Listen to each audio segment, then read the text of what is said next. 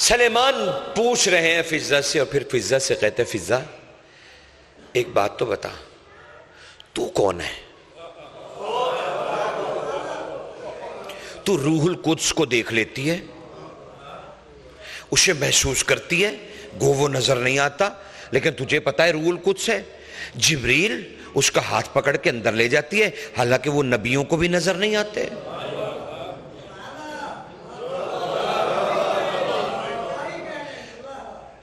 ایک ٹھنڈا سانس لمبا لیا فضہ بی بی نے اور کہا سلیمان بھائی کتنا بے معرفتہ ہے تو،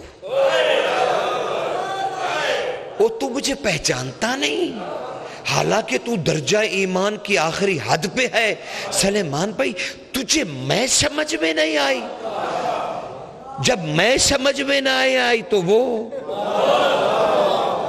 جب میں تمہاری عقل میں نہیں آ سکتی تو وہ سلیمان کیسا سوال کرتے ہو؟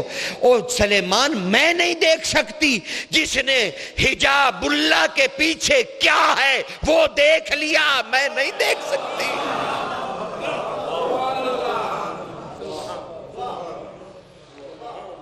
جس نے بی بی کو دیکھ لیا ہو میں نہیں دیکھ سکتی۔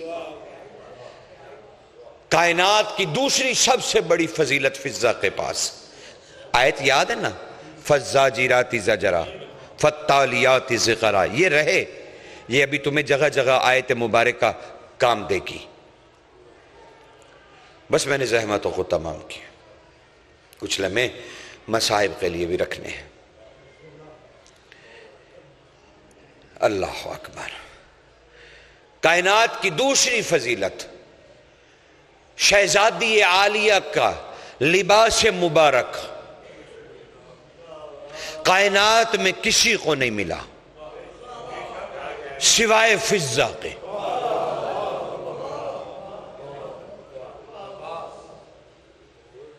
اور کربلا میں یاد رکھیے گا، تمہیں مقتل کی اسناد کی معصومین کی روایت ہدیہ کر رہا ہوں، سوچ بھی نہیں سکتا کہ بادشاہوں کے بارے میں غلط بات کروں۔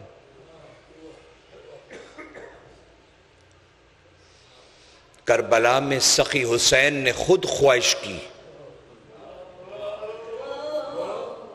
اماں فضہ میں اجازت دے رہا ہوں نا، میری ماں کا لباس پہن کے آ۔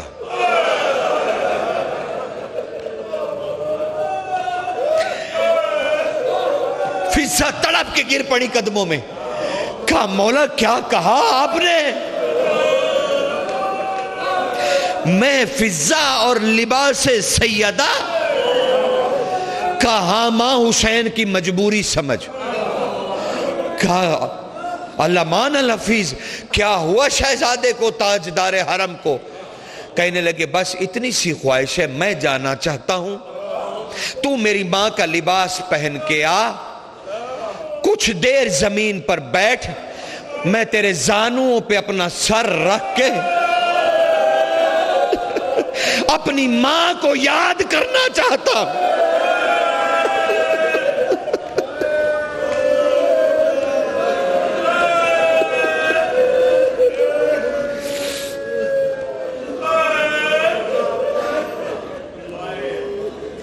بی بی نے شہزادی کی طرف دیکھا، شہزادی نے کہا ماں، کہا اچھا مجھے ایک اجازت دے دو۔ کہا ہاں بی بی، کہا تجھے ہمارے حق کا واسطہ ہے حسین۔ حسین رونے لگے، کہا ماں تو بھی حسین سے جو چاہتی ہے لے لے، حسین تجھے بھی انکار نہیں کرے گا۔ کہا بس اتنی اجازت دے کہ صرف اوڑھنی میں سر پہ کروں۔ کہا ماں اجازت ہے۔ پتہ نہیں فضہ جیسی زہرا کی خادمہ نے وہ اوڑھنی کیسے نکالی ہوگی، کس امتحان سے گزری ہوگی فضہ۔ فضہ نے جو ہی چادر سر پہ لی زہرا کی، ایک کوہرام بپا ہو گیا خیمے میں، بیویاں واہ زہرا کہتی ہوئی اکٹھی ہو گئی۔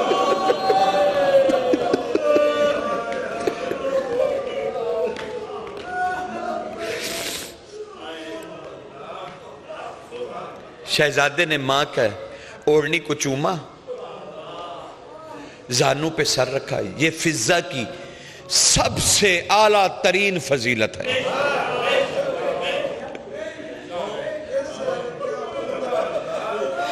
جب لیٹا، جانتے حسین نے فضہ سے کیا کہا؟ فضہ تیرے جیسا کون کائنات میں ہو سکتا ہے؟ لیٹتے حسین نے کہا ماں فضہ. ہاں بیٹا. ماں سچی سچی بتا، کتنی راتیں تو نے مجھے گود میں بٹھا کر جاگا؟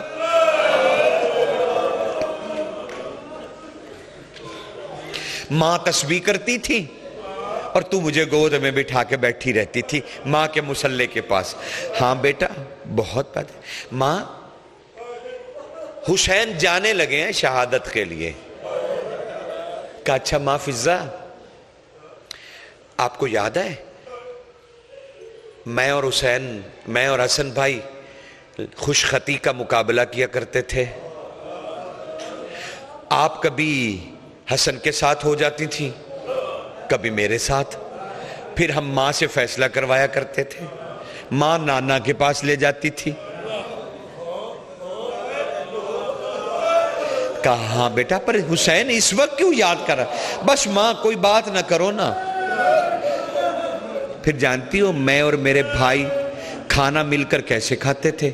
ہاں حسین یاد ہے. تو حسن کے منہ میں نوالا دیتا تھا، وہ تیرے منہ میں نوالا دیتا تھا.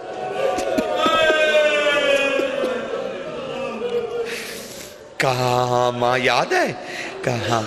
کہا اچھا ماں آپ کو یاد ہے ایک دفعہ ماں کے ساتھ ان کے بستر پر چڑھنے کے لیے حسین بھائی مجھے اٹھاتے تھے، حسن بھائی، اور جب میں چڑھ گیا تو پھر میں نے ہاتھ پکڑا تھا حسن بھائی کا، تو مجھ سے حسن بھائی نے اپنا ہاتھ چھڑا لیا تھا. ہاں بیٹا یاد ہے. اور وہ رونے لگے تھے تو میں نے کہا بھیا ہاتھ کیوں چھڑا لیا؟ کہا اس لیے کہ حسین جب تو ہوگا تو اکیلا ہوگا.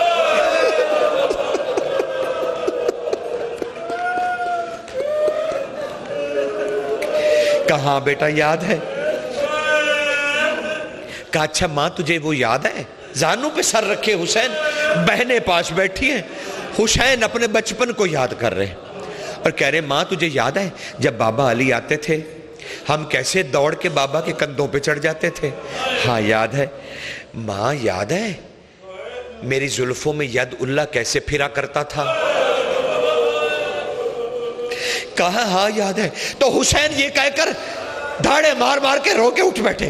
کہا ماں فضہ میرے بال دیکھ، یہ وہی ہیں جس میں علی ہاتھ پھیرا کرتے تھے یا ریت اور خون سے ہٹ چکے ہیں؟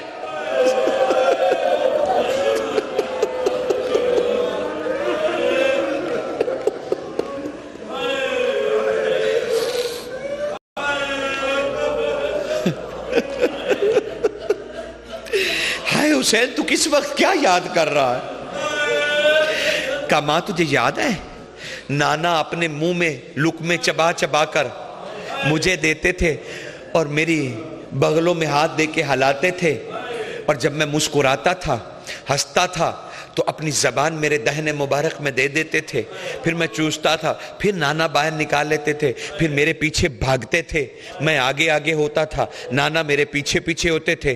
کبھی میری ابا میں میرا پاؤں اٹک جاتا، نانا اپنے گرنے کا خیال نہیں کرتے تھے، بھاگ کے مجھے اٹھا لیتے تھے اور کہتے تھے نا حسین رونا نہیں ہے، رونا نہیں. یہ حدیث کربلا میں حسین نے بیان کی. کہا نانا کہتے تھے حسین رونا نہیں ہے، رونا نہیں ہے، میں تو تجھے ہنساتا ہوں کیونکہ میری امت تجھے رلائے گی.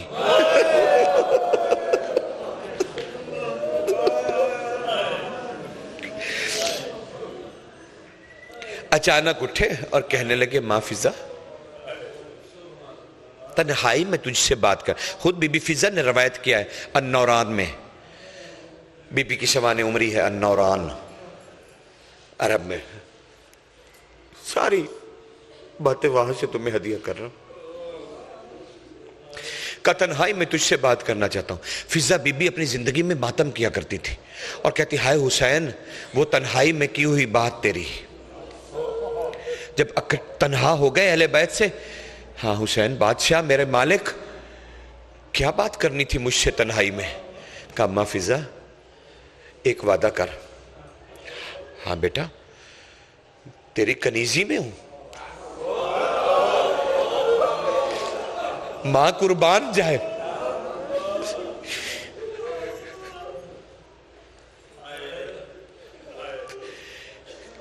کہا اتنا وعدہ کر. نوران سے حدیث لے لو, میں بڑا عرصہ ہو گیا اسے پڑھا ہوا, میں نے نجف میں کہیں پڑھی تھی شاید, بہت عرصہ ہو گیا, بڑے سال ہو گیا امیر حیدر, کہیں نجف میں امیر کے سامنے میں نے یہ کہیں پڑھی تھی. حسین نے کہا دیکھ جب بدماش میری بہن کے بالکل قریب آ جائے نا تو زینب کو میری ماں کی فضیلتیں سنانا شروع کر دے.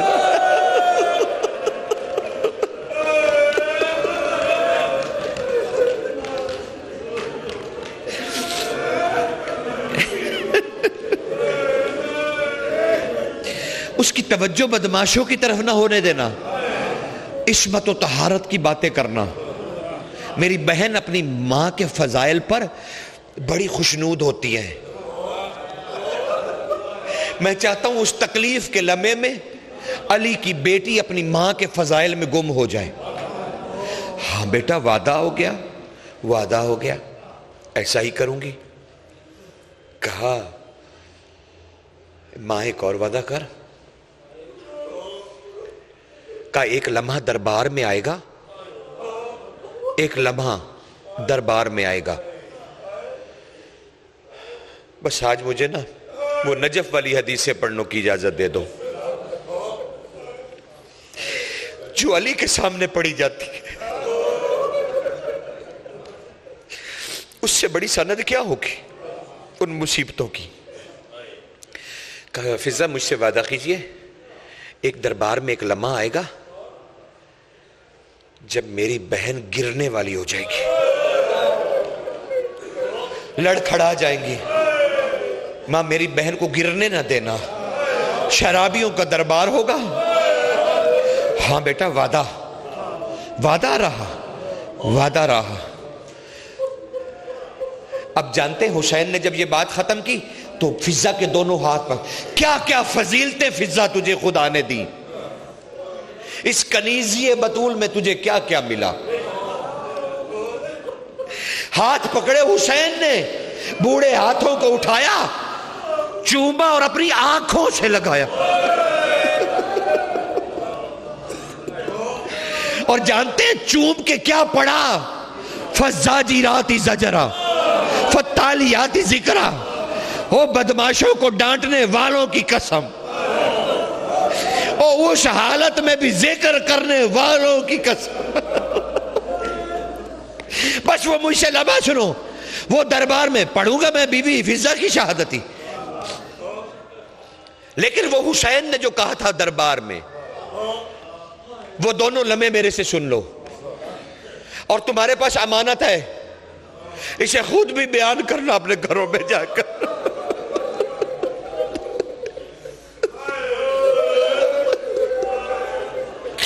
اپنے بچوں کو منتقل کر دو. ہمارے پاس سوائے حسین کی مجلس کی اور کچھ نہیں ہے, یہیں سے ولایت ملے گی, یہیں سے حسین ملے گا. امانت پہنچاؤ آگے اس سے پہلے کہ ہم حق ہو جائیں. اپنا فرض منصبی پورا کرو مومن ہونے کا. دربار میں وہ جگہ آ گئی جہاں علی کی بیٹی کو 15 اذانیں سننی پڑی.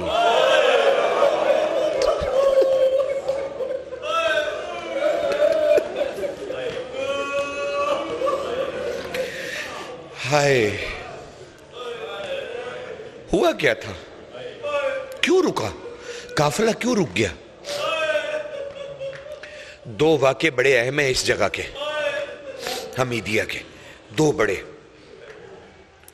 دو واقعے بڑے اہم ہیں.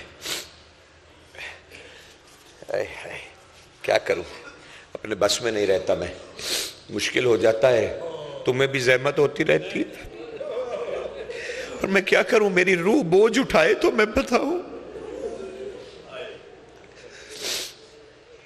دو واقعے، ایک تو یہ کہ یہیں پر انہوں نے کہا علی کی بیٹیوں کو پتھر مارو، اور اسی مقام پر بی بی کو پہلا پتھر لگا تھا۔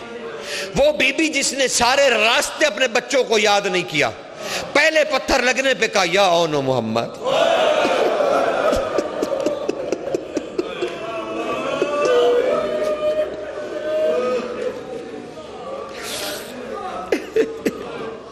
ماں کو اپنے بیٹے یاد آئے، اللہ اکبر، جو ہی پتھروں کو دیکھا اور اونو محمد کو یاد کیا نا، ہماری مالکن، ہماری لاہور والی بی بی، جو ہمیں یہ تک وصیت کر کے نہ گئی کہ میری زیارت کو آنا، پرچہ لے کے آنا میرے بھائی کا، خود جایا کرو۔ اس بی بی نے نہیں کہا خود جایا کرو۔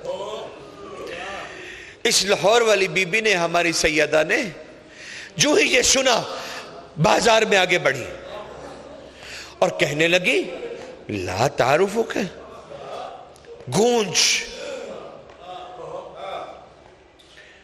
وہ خدا کے لہجے میں بول رہی تھی، یہ علی کے لہجے میں بول رہی تھی۔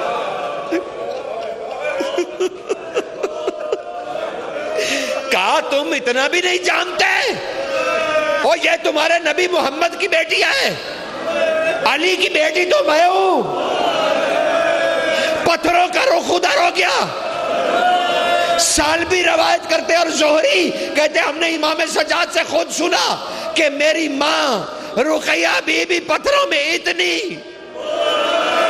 ڈوب گئی کہ زینب کو بندے ہاتھوں سے پتھر ہٹانے میں شام ہو گئی، اور شام میں شام ہو گئی۔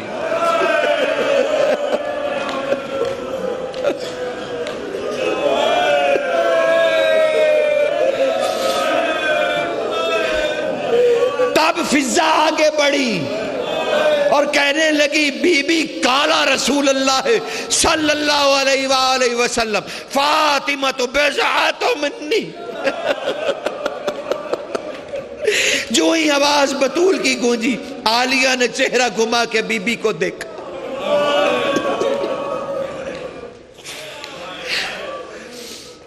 کچھ لمحوں کے لیے شہزادی متوجہ ہو گئی فضائل سیدہ کی طرف۔ اللہ اکبر، کیا بتاؤں۔ دوسرا وصیت جو کی تھی حسین نے،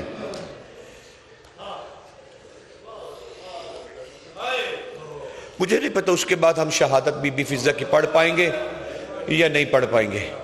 بہرحال اگر ہم سب کے حوصلے وہی جواب دے جائیں تو عمران تابوت نکلوا لینا، بیبیوں میں نکلے گا۔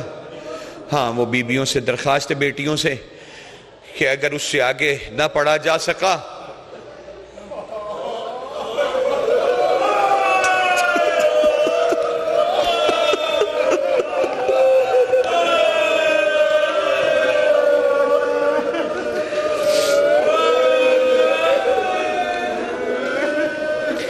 دروازہ کھلا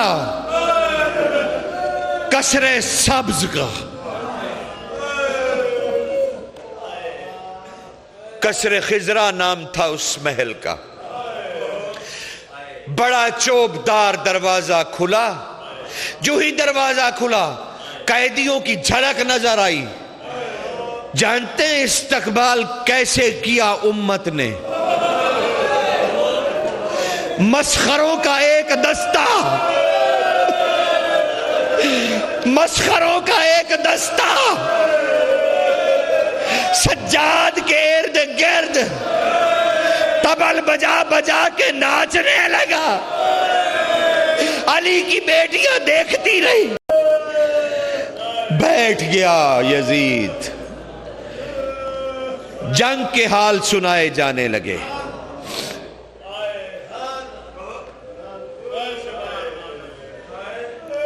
سنتا رہا، انعام بڑھتے رہے۔ 9 راوی ہیں اس روایت کے کہ جب اصغر کے سر کا اس نے پوچھا، ایک کونے میں سے نہ نظر آنے والی چیخیں بلند ہوئیں، سارا دربار متوجہ ہوا۔ تب سجاد بولا تمہیں کیا نظر آئے گا، مجھ سے پوچھو۔ اصغر کے قاتل کو انعام دیتے ہوئے محمد منہ پیٹ رہا ہے۔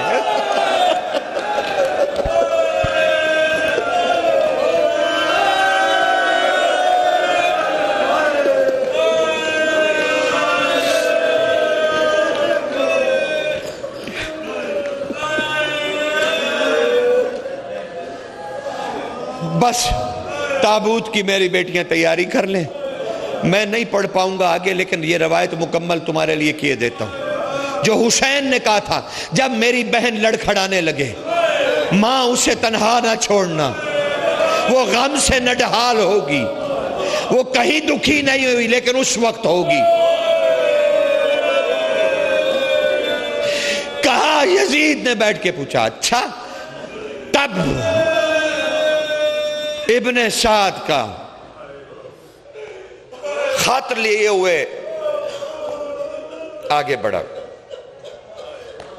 کہنے لگا یہ شہداء کی فہرست تھی، اور اب جو مال غنیمت ہاتھ آیا، جو لوٹا گیا، جو مال قبضے میں لیا گیا، اس کی فہرستیں، بس میں تم سے معافی چاہتے ہوئے اس کی فہرستیں پیش ہوئی، سارا سامان پیش ہوتا رہا، وہ دیکھتا رہا۔ اچانک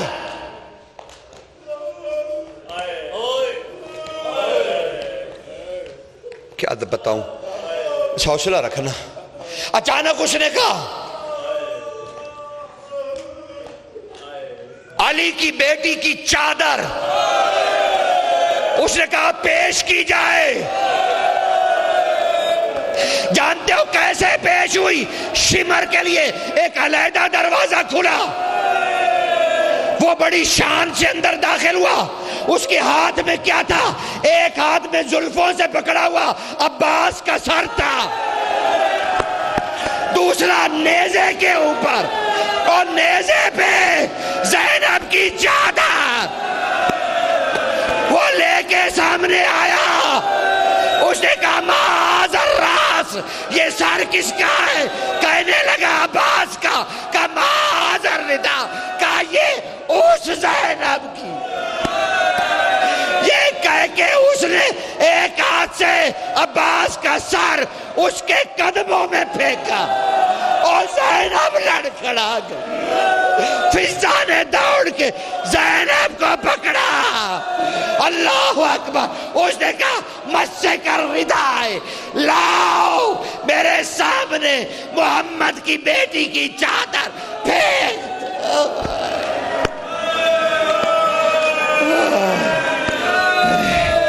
لعنت